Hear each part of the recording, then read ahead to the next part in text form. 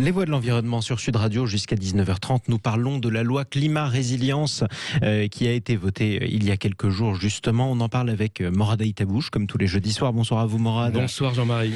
Réalisateur de la série Sale temps pour la planète, c'est diffusé sur France 5, vice-président par ailleurs du syndicat des agences de presse. Nous sommes également en direct sur Sud Radio avec Jean-Marc Zulesi. Bonsoir à vous.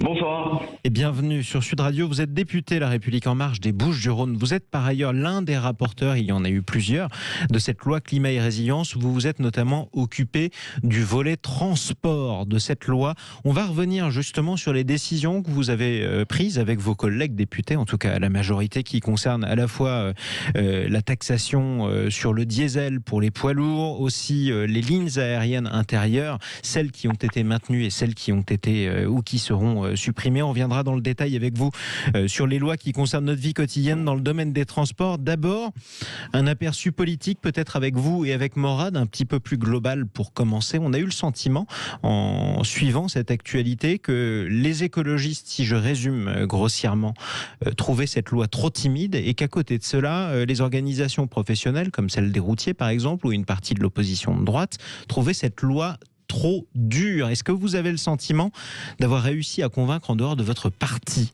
Jean-Marc Zulesi? Oui, moi je pense qu'on est arrivé à convaincre, mais il faut continuer à travailler et assurer ce que j'appelle souvent moi, le service après-vote. N'oublions pas que nous avons aussi un texte qui arrive au Sénat. Et donc le premier sujet, c'est de pouvoir convaincre les sénateurs de pouvoir garder toute l'ambition du texte de loi. Et puis par la suite, il faudra, je le dis, assurer ce service après-vote pour expliquer à l'ensemble des Français la volonté de la représentation nationale sur ces sujets si importants pour notre avenir. Alors on va revenir sur l'historique de cette loi climat et résilience. Elle est issue à la base de la Convention citoyenne pour le climat. Ça, c'était ces citoyens, ces 150 citoyens qui avaient été tirés au sort, réunis après le mouvement des Gilets jaunes. Ils avaient porté un certain nombre de mesures. À l'arrivée, on voit que la moitié de ces propositions ont pu être rejetées par l'ensemble des députés, pas seulement La République En Marche, ou n'ont pas été forcément appliquées, et qu'il y en aurait 10%, d'après les comptes de plusieurs journaux, 15 mesures en tout qui sont reprises telles que les citoyens les avaient proposées. Morad Aïtabouche. Alors, la vraie question, c'est pourquoi avoir fait cette convention citoyenne pour finalement n'entendre que à peine 10% des propositions qui avaient été faites. Moi, je trouvais l'idée formidable. C'est comme un référendum avec des gens qui ont planché pendant quand même 9 mois pour essayer d'imaginer 150 propositions. Pourquoi finalement? Rappelons l'enjeu. L'enjeu, c'est une promesse faite en 2015 pendant la COP 21 de réduire de 40% les émissions de gaz à effet de serre avant 2030. 40%. Sur la base de ce qu'il y avait en 1990. Mais ça, c'est la proposition de la France. Tout à fait. L'Europe dit 65%. Ouais. Aujourd'hui, quand on fait les calculs, et un certain nombre d'experts se sont attelés à faire ces calculs, on est très loin des 40% avant 2030. 65% pour l'Europe, 40% pour la France. Et là, très clairement, on est entre 30%, à peine un tiers du chemin que l'on devrait parcourir avant 2030. Franchement, on est loin des enjeux, on est loin de l'ambition qui aurait dû être portée par un président Emmanuel Macron qui a quand même dit « Make the planet great again ». C'est pas rien que de dire ça, c'est quand même un slogan. Derrière, il faut non pas du blabla, je le dis souvent à cette antenne, mais il faut au contraire des actions. Et là, on a le sentiment qu'on a fait, on a fait le job. Le job, c'est quoi? C'est une loi climat qu'on va pouvoir montrer ici et là, à l'Europe et aussi dans le monde. On dit, regardez, on a fait une loi climat. Avec un certain nombre de mesures, d'ailleurs, on y reviendra, qui concernent. La réalité, c'est qu'en 2030, on n'atteindra pas les objectifs de réduction des émissions de gaz à effet de serre. Et ça, c'est terrible. Jean-Marc Zulesi. Alors, plusieurs points. Moi, je souhaiterais avant tout saluer le travail réalisé par les citoyens de la Convention citoyenne pour le climat. Ça faisait partie d'un certain nombre de propositions déjà que nous portions, de pouvoir mieux associer les concitoyens, pouvoir justement lier la représentation nationale et la démocratie participative. C'est quelque chose qui me semble être essentiel. En revanche, je m'inscris en faux sur les fameux 10% que vous mettez en avant parce que sur les mesures reprises. Des mesures reprises telles quelles. Oui, je m'inscris en faux parce que il y a un certain nombre de mesures que nous avons été en capacité de reprendre à la fois dans le cadre du plan de relance Il y a des mesures qui sont d'ordre réglementaire et un certain nombre de mesures aussi qui sont d'ordre de la loi, mais de la loi dans le cadre du projet de loi de finances. On a pu avancer notamment sur le malus au poids, sur les véhicules. Donc, c'est un exemple parmi d'autres. Et puis, cela n'enlève en rien à l'ensemble des travaux que nous avons réalisés jusque-là. Je pense notamment à la fermeture des centrales charbon. J'aimerais bien que l'ensemble des pays du monde adoptent la même stratégie que la France. Je pense notamment à la fin de la production d'hydrocarbures, que la France est le seul pays au monde à avoir mis en place. Pardon, Jean-Marc Zulesi. Donc, arrêtons... Oui, je comprends. Juste un bémol, si vous permettez, mais je vais vous redonner la parole pour que vous terminiez votre propos. La production intérieure de pétrole en France, même les centrales à charbon, c'est quand même pas non plus... Enfin, ça nous coûte pas très cher en France. Non, mais à La Réunion, il y a une centrale à charbon. On dit qu'on va la démanteler. Rien n'est fait. Encore une fois, monsieur le député, j'ai une je sais, mais j'avais promis qu'il allait répondre. Non, mais j'ai une question après. Vous aimez bien sûr, vous allez lui poser des questions. Jean-Marc Zulesi. Je ne peux pas vous laisser dire que fermer des centrales à charbon est simple. Non, c'est pas ça. Je vous invite à venir sur mon territoire pour voir exactement les conséquences d'une fermeture à charbon et tous les moyens qu'il faut mettre en œuvre pour accompagner la transition. Exemple pour les Bouches-du-Rhône, par exemple. La question pour Jean-Marc Zulesi. La question est assez simple. Est-ce que cette loi climat, à votre avis, va permettre à la France de réduire, je dirais pas 65% comme le souhaiterait l'Europe, mais à 40% nos émissions de gaz à effet de serre d'ici 2030? Répondez-moi très franchement. Est-ce que nous allons y arriver avec cette loi climat et les autres dispositifs dont vous avez parlé dans le plan de relance, dans la loi de finances? Est-ce que vous pensez sincèrement qu'on va y arriver? La réponse de Jean-Marc Zulesi. Je pense qu'on va y arriver. Je suis convaincu que nous allons y arriver parce que nous mettons en place des mesures qui sont pragmatiques, qui accompagnent l'ensemble des Français. Et donc, à nous, désormais, d'expliquer toute la dynamique qui a été mise en place pour que, enfin, la France, les pays européens s'engagent dans cette dynamique. Alors, on va revenir sur un aspect très concret d'ailleurs qui concerne vos travaux au cours de la rédaction de cette loi. Jean-Marc Zulesi, je le disais, vous occupez notamment du volet transport. Alors, ça concerne l'aérien, ça concerne le routier, par exemple. Il y a beaucoup de mesures. Venons notamment sur le routier. Aujourd'hui, les routiers ont des réductions pour le diesel par rapport aux particuliers. Si jamais je roule au diesel, par exemple, je paye un certain prix mon plein au diesel pour les routiers. Ils ont des réductions. Vous avez décidé qu'au 1er janvier 2030, ces réductions seraient supprimées, c'est-à-dire qu'ils s'aligneraient sur les particuliers. Trop tard pour certains députés, comme Delphine Batho par exemple, trop tôt à la limite pour la Fédération nationale du transport routier qui dit que c'est un matraquage et que ça les empêche d'investir. Jean-Marc Zulesi. Alors, je suis désolé, on est en direct, mais j'ai un très mauvais retour. Alors, on a un problème de liaison sonore. On va vous retrouver dans quelques instants. Jean-Marc Zulesi, vous l'avez entendu. On est toujours en direct sur Sud Radio. Ça fait partie des aléas.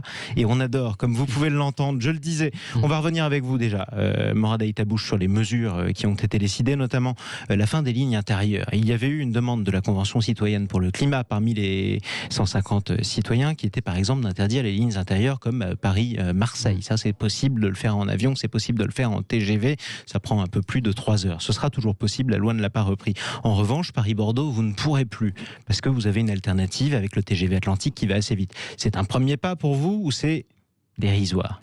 Non, c'est un premier pas, clairement. On ne va pas non plus bouder notre plaisir quand il y a des décisions qui vont dans le bon sens. Encore une fois, c'est l'ambition.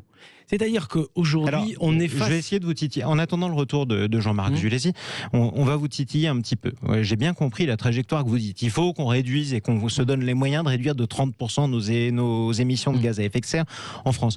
30%, ça veut dire un tiers de tout ce qu'on pollue. Par exemple, là, on a de la lumière dans le studio de Sud Radio. Est-ce qu'il faudrait qu'on imagine qu'on éteigne la lumière un tiers du temps? Qu'est-ce qu'on peut faire? Quelle mesure est à la hauteur d'un tel engagement? Est-ce qu'il est tenable? La vraie question aujourd'hui, elle est un peu différente. Pour la COP21, on essaye de maintenir la hausse des températures à 1,5 degré. On n'y arrivera pas en 2030-2035, c'est ce qui était prévu. On essaiera ensuite, puisque c'est la promesse aussi, de retenir cette hausse des températures à moins de 2 degrés d'ici 2040-2045. On n'y arrivera pas. Ça, c'est les objectifs. Ça veut dire qu'aujourd'hui, malheureusement, on va dans le mur. Et on le sait, puisque les scénarios du GIEC les plus pessimistes ont été dépassés. On va peut-être aller vers des augmentations, des hausses de température de 4 à 6 degrés. Ça veut dire qu'il faut pas seulement avoir des mesures un peu contraignantes, l'abandon du diesel et d'autres idées comme celle-ci. Il faut aussi changer les mentalités, sensibiliser, c'est-à-dire qu'aujourd'hui, c'est pas une loi, ça, pour changer les mentalités. C'est pas une loi, mais ça veut dire qu'il faut dans les écoles, un peu partout, il faut à un moment expliquer à tout le monde que nous ne pouvons plus vivre comme avant, comme pendant les 30 glorieuses. L'époque de l'énergie facile avec le pétrole, le charbon, c'est fini. Aujourd'hui, pour produire de l'énergie propre, il faut plus de temps. C'est moins productif et ça coûte plus d'argent. Donc il faut investir dans la recherche. Donc vous vouliez dire qu'il fallait davantage investir dans la recherche. Il faut investir de plus en plus dans la recherche. Aujourd'hui, les Français, je le répète, les chercheurs français dans ces domaines-là sont très performants. On l'a vu par le passé au moment des crises pétrolières, on le voit encore aujourd'hui. Vous savez, pas loin de votre région, dans les Bouches-du-Rhône, c'est dans le 06 du côté de Nice, il y a une entreprise qui a décidé de lancer une voiture qui va fonctionner à l'air comprimé. Vous auriez souhaité davantage d'investissement. Alors, est-ce que c'est dans la loi et est-ce que ce sera à l'avenir, par exemple, dans le plan de relance? On est navré pour ces aléas du direct. Jean-Marc Zulesi, je le répète, député La République En Marche des Bouches-du-Rhône, rapporteur du volet transport de cette loi climat résilience. Plusieurs questions. On va revenir sur celles que vous avez soulevées, avec raison d'ailleurs, Morad Aytabouche, à l'instant. Je revenais sur les décisions que vous avez prises en ce qui concerne notamment les routiers, le transport routier, en particulier le diesel et les émissions de diesel des routiers. Vous avez décidé qu'au 1er janvier 2030, il y aurait un alignement du prix du diesel pour les routiers sur celui des particuliers. Trop tard pour les écologistes, je le disais, trop tôt pour les professionnels. Alors effectivement, on a souhaité porter le sujet au niveau européen avant tout, puisque la présidence française de l'Union européenne aura lieu au second semestre 2022. Et vous le savez, les marges de nos transporteurs routiers ne sont pas mirobolantes. Et donc venir enlever cet avantage fiscal tout de suite viendrait pénaliser directement nos entreprises. Et au final, ça serait des entreprises étrangères qui récupéreraient ce marché. Et qui rouleraient avec du diesel quand même, mais en France. Quoi. Exactement. Donc la stratégie, c'est porter le sujet au niveau européen, et puis par la suite, après la présidence française de l'Union européenne, définir ensemble une stratégie de fin de remboursement de cette TICPE jusqu'à horizon 2030, accompagné d'un soutien renforcé, et ça je le dis puisque c'est un amendement que j'ai travaillé notamment avec M. Potier, député socialiste, afin qu'il y ait un soutien renforcé à la filière, notamment sur le volet de la transition énergétique. Et cela s'inscrit aussi dans cette volonté aussi d'arrêter la vente des poids lourds diesel, de manière à ce qu'on ait enfin des offres fiables. Alors qu'aujourd'hui, il faut le préciser aussi, la majorité du parc routier, je parle des routiers notamment, vous avez pris la même mesure pour les autocars, la majorité des camions des routiers sont au diesel en général d'ailleurs. C'est ce qui explique que pendant le premier confinement d'ailleurs, la pollution aux particules fines n'avait pas tant baissé que ça, parce que les routiers continuaient. Et comment expliquer en fait le fait que le parc routier soit au diesel? C'est parce qu'il y avait des aides significatif. Il y en a encore et on est en train d'ailleurs de... Justement, non mais là moi ce que j'entends du député des Bouches-du-Rhône, Jean-Marc Zulesi. Exactement, ce que j'entends c'est qu'effectivement il faut du temps, il faut anticiper et c'est important. On va pas du jour au lendemain les mettre au pied du mur et leur dire bah tous vos camions il faut les mettre au rebut, vous allez acheter des camions à l'hydrogène, vous allez pourquoi pas essayer d'organiser le fret par le chemin de fer. Donc là-dessus vous êtes d'accord avec lui? Oui, je pense qu'il faut du temps, mais il faut l'anticiper. Là où moi, encore une fois, je suis assez déçu par la loi climat, c'est qu'en fait, on n'est pas à la hauteur des enjeux. Évidemment qu'on ne va pas demander du jour au lendemain à un certain nombre de professions de changer, en gros, de modus operandi. Il faut du temps. Et on le voit, y compris sur le changement climatique. On ne va pas demander du jour au lendemain aux gens de quitter le bord de mer. Alors vous parliez à l'instant, Morad Aytabouche, par exemple, d'innovation formidable qu'il fallait soutenir. Il y a un plan de relance, c'est pas le même volet que la loi climat. Quel aspect du plan de relance, par exemple, devrait insister, Morad Aytabouche, d'après vous, et je laisse répondre ensuite Jean-Marc Zulesi, sur la transition écologique et notamment dans le domaine des transports?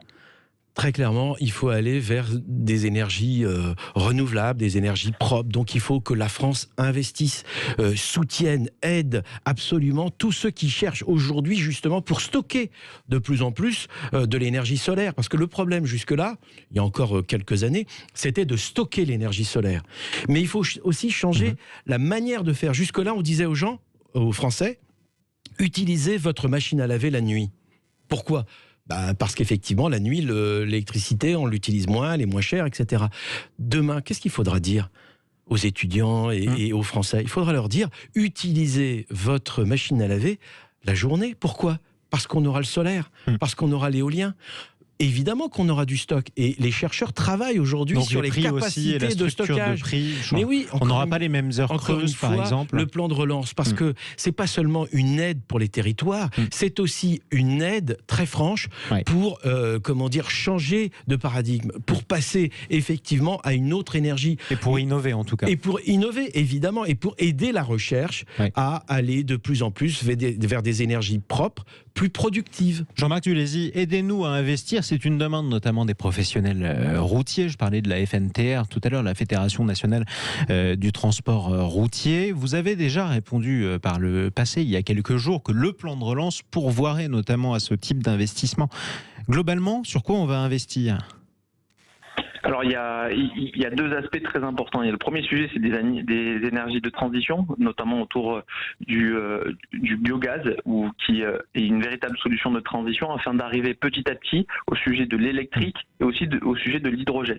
Donc ça, c'est les deux aspects très importants en matière de stratégie de nos transitions des flottes de véhicules. Après, pour revenir sur le plan de relance, c'est 100 milliards d'euros le plan de relance. Sur ces 100 milliards d'euros, vous avez 40% qui est absolument ciblé sur la transition énergétique. Et dans ces 40%, donc ces 40 milliards, vous avez 10 milliards spécialement sur le transport. Et pour vous donner des exemples très concrets, avant de venir à l'antenne avec vous, j'étais notamment sur une table ronde sur le renouvellement de la gare de triage de Miramas, où justement, grâce à ce plan de relance, on met les moyens pour régénérer, pour faire repartir ce fret ferroviaire. Donc tout ça est très complémentaire. J'entends l'attente. Il y a effectivement une attente, on partage tous le constat qu'on doit se mettre tous ensemble pour lutter contre ce réchauffement climatique, mais je le dis, pour des raisons avant tout d'acceptabilité sociale, on ne peut pas le faire du jour au lendemain, et en plus de ça, on ne peut pas rattraper en 6 mois les 10 ans, 15 ans, 20 ans de retard que l'ensemble du monde a pris sur ce sujet. Ça c'est vrai, mais d'ici 2030, en revanche, qu'est-ce qu'on arrivera à rattraper vu qu'on a pris des engagements très précis et assez forts malgré tout, 30% de réduction des émissions c'est de gaz à effet. 25% de moins que ce que demande l'Europe, on est à 40% en France. Parlons déjà des objectifs qu'on s'est donnés nous, au moins. Est-ce qu'on est en mesure de les tenir, ces engagements, vraiment ? Moi, je suis convaincu qu'on sera en capacité de. Je vous accorde le fait que c'est pas vous qui les avez pris, ces engagements, Jean-Marc Dulézy. Vous n'êtes pas obligé de les assumer, si vous voulez. Mais globalement, c'est la France. On est d'accord, mais ce qui se joue, c'est pas tellement ma responsabilité ou la responsabilité de l'exécutif, c'est l'avenir de nos enfants. Et donc sur ce sujet-là, moi je suis certain que sur le travail que l'on a mis en place, notamment sur la transition énergétique des flottes de véhicules, on a tous nos constructeurs qui sont en train de travailler sur cette transition. On déploie des zones à faible émission mobilité où on met des aides considérables pour aider à cette transition. Tout le travail que l'on mène pour relancer notamment le fret ferroviaire, le ferroviaire sur nos territoires, notamment avec ces petites lignes, ces dessertes fines du territoire, moi je suis convaincu que nous arriverons à atteindre l'objectif. Après, je le dis, je l'assume, il faudra que l'ensemble des Français soient à nos côtés pour porter cette volonté de pouvoir aller vers l'avant et changer une partie de notre société et nos modes de consommation, il faut l'avouer. Dernière question un peu personnelle, monsieur le député Jean-Marc Dulézy, vous êtes député des Bouches-du-Rhône. C'est quand la dernière fois que vous avez fait Paris-Marseille en avion ? J'ai pas honte de vous le dire, je l'ai fait aujourd'hui. Je l'ai fait aujourd'hui parce que pour justement être présent dans une réunion où je devais être absolument présent, mais la semaine dernière j'ai fait l'aller-retour en train, donc je m'adapte. Dans combien de temps on pourra plus le faire aussi? C'était aussi une question informative, c'est-à-dire dans combien de temps ne pourra-t-on plus faire par exemple Paris-Marseille en avion? À ce stade, vous le savez, ce qu'on a retenu dans le texte de loi, c'est le sujet des 2h30, c'est l'interdiction des vols lorsqu'on n'a pas d'alternative en 2h30. Ouais. De mémoire, et de ce que je me souviens de la semaine dernière, quand j'ai pris le train, c'était 3h02. Donc c'est pour ça que c'est toujours possible. Cette ligne-là ne rentre pas en ligne de compte. C'est pareil Bordeaux, par contre. Si je peux me permettre, très franchement, un Paris-Marseille, compte tenu des embouteillages à Paris, compte tenu, pour aller jusqu'à Orly ou pour aller Charles de Gaulle, ensuite arriver à Marseille, à Marignane, revenir sur Marseille alors que vous faites un direct, gare de Lyon, directement à Marseille, gare Saint-Charles, je peux vous garantir que moi j'arriverai avant vous, on peut faire un pari, je pars de Paris, en train, et vous en avion, j'arrive avant vous. Attendez. Parlez de ce que vous savez, moi je suis à Salon de Provence, je suis pas à Marseille, et je vous invite à venir passer une journée avec moi, et puis après vous viendrez juger mes transports. On n'était pas en train d'abord de les juger d'une part. Je lui proposais un défi parce que je pense qu'aujourd'hui aller à Marseille en train, d'abord on gagne en temps parce qu'on travaille. Et moi encore une fois pour ça, temps pour la planète, on est en ce moment dans le Var. Ça vous arrive aussi de ça dure un peu plus longtemps, c'est 5 heures, mais le train c'est formidable. Est-ce que vous ne prenez plus du tout l'avion non plus? Ça peut vous arriver aussi. On doit partir à Saint-Pierre-et-Miquelon et en Nouvelle-Calédonie. Comme ça vaut pour un réalisateur. Saint-Pierre-et-Miquelon en Nouvelle-Calédonie, malheureusement, on peut prendre que l'avion. En revanche, tous les trajets, que ce soit en France ou en Europe, j'essaye le plus possible. Quand je dis le plus possible, en France métropolitaine, je ne prends que le train. Mais aussi, c'est la preuve d'ailleurs, et il s'agissait de faire la morale à personne pour le coup. Non, mais c'est juste un défi, c'est un jeu. C'était moi qui le disais pour le coup, et je parlais de moi. C'était juste aussi pour montrer que changer nos habitudes entre les intentions qu'on clame, nous tous d'ailleurs, à titre personnel, et ce qu'on est prêt à faire, c'est pas forcément si facile que ça. Merci à vous d'être intervenu. Je vous en prie, merci beaucoup. Ce soir sur Sud Radio, Morad. Merci Jean-Marie. Réalisateur de la série Sale temps pour la planète, c'est diffusé sur France 5, vice-président du syndicat des agences de presse. Merci à vous Jean-Marc Zulesi d'être intervenu ce soir sur Sud Radio, député La République En Marche des Bouches-du-Rhône, rapporteur de la loi climat et résilience sur le volet des transports. Les amis, restez sur Sud Radio, la suite des vraies voix qui font bouger la France. Tout de suite, parlons vrai avec les entrepreneurs. Vous retrouvez Stéphane Soumier sur Sud Radio et sur Bismart.